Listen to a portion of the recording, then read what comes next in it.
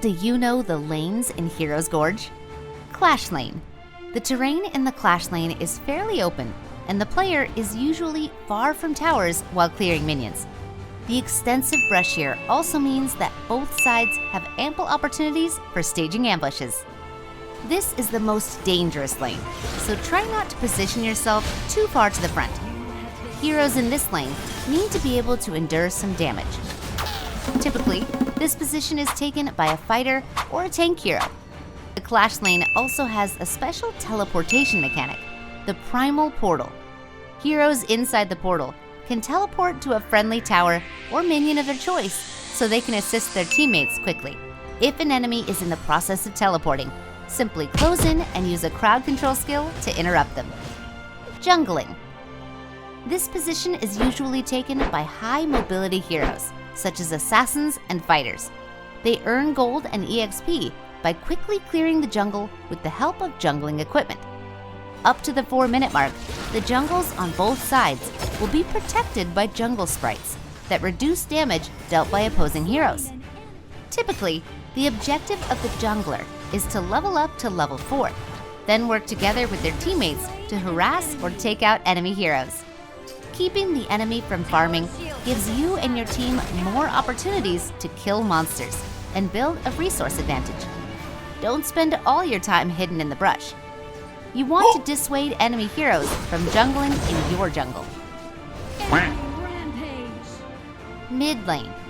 As minion waves in the mid lane have higher physical defense, this position is best taken by heroes who deal lots of magical damage, like mages.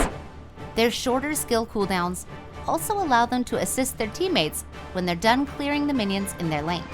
Given that the mid lane can get pretty busy and there's plenty of brush on both sides, make sure to use your skills to check for enemies who may be hiding there. Be sure to also note that the outer tower in mid lane provides vision of enemy movement at the edge of your jungle.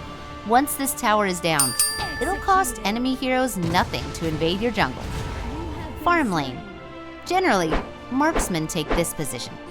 In contrast to Clash Lane, the placement of the towers and brush here means that heroes can quickly retreat to safety. This makes it a fantastic place to farm. At 30 seconds into a match, a Firehawk that doesn't retaliate against attacks will also appear at the farm lane rift. Kill it to earn gold and EXP. Heroes in this lane must play carefully while they accumulate resources. Remember, you can't be your team's main damage dealer if you aren't alive. Roaming. Usually, roaming is covered by support or tank heroes, as they generally need less gold and are able to take a beating or protect their teammates. This means that roamers can be divided into two types, offensive roamers and defensive roamers. In the early game, offensive roamers can work together with the jungler or farm lane, while in the mid to late game, they can initiate team fights and gank enemy heroes.